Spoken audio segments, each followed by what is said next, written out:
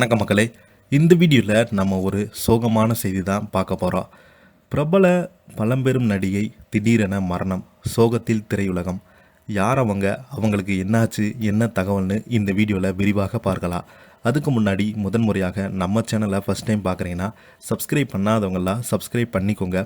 Bell button simple அமைக்கி நம்ம சேனலோட நோட்டிஃபிகேஷனை எனபிள் பண்ணிக்கோங்க.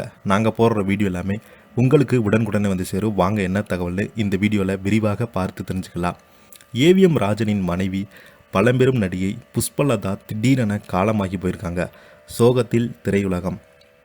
பழம்பெரும் நடிகையும் ஏவிஎம் ராஜாவின் மனைவியுமான புஷ்பலதா 2 நாட்களுக்கு முன்பு காலமாகி போனாங்க. அவங்களுக்கு வயது 87. இவரது மரணம் திரையுலகை பலருமே அதிர்ச்சியில் ஆழ்த்தியுள்ளது. பல திரைப்பிரபலங்கள் இவரது மறைவுக்கு இரங்கல் தெரிவித்து வராங்க. நடிகை புஷ்பலதா கொங்கு நாட்டு தங்கம் என்ற திரைப்படத்தின் மூலம் தமிழ் சினிமாவில் கதாநாயகியாக அறிமுகமானாங்க.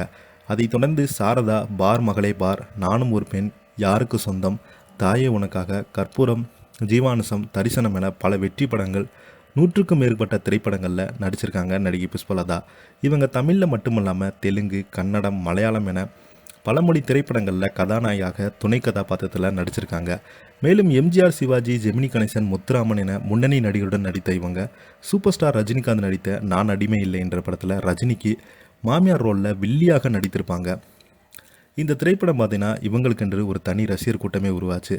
அதனைத் தொடர்ந்து பார்த்தீங்கன்னா தமிழ் சினிமாவில் ஒரு மிகப்பெரிய ஒரு நடிகை என்ற பெயரை எடுத்தாங்க. நிறைய பேர் பார்த்தீங்கன்னா இவங்களுக்கு தமிழ் சினிமாவில் ஒரு அங்கீகாரம் கொடுத்தாங்க. 87 வயதான புஷ்பலதா சில நாட்களுக்கு முன்பு உயிரிழந்ததாக தகவல்கள் வெளியாகியுள்ளது. இவரது மறைவு தமிழ் சினிமா திரையுலகை பெரும் சோகத்தில் ஆழ்த்தியிருக்கிறது, அதிர்ச்சியும் ஆழ்த்தியுள்ளது.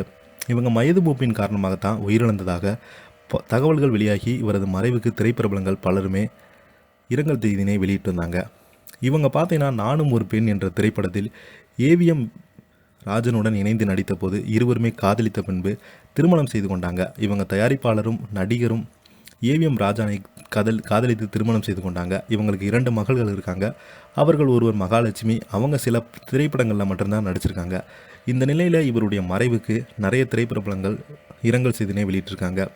நடிகர் சிவகுமாரும் தயாரிப்பாளர் சங்க துணை பொருளாளருமான கார்த்திக் அவர்கள் இவருக்கு நேரில் போய் அஞ்சல் செலுத்தி இவருக்காக இரங்கல் செய்தினை வெளியிட்டிருக்காரு. இதை பற்றி நீங்கள் என்ன நினைக்கிறீங்க? கீழே உள்ள கமெண்ட் பாக்ஸில் மறக்காமல் பதிவிடுங்க. இந்த வீடியோ உங்களுக்கு பிடிச்சிருந்தா லைக் பண்ணுங்கள், ஷேர் பண்ணுங்கள், கமெண்ட் பண்ணுங்கள். அப்போ தான் நாங்கள் போடுற வீடியோ எல்லாமே உங்களுக்கு உடனுக்குடனே வந்து சேரும். நன்றி, வணக்கம்.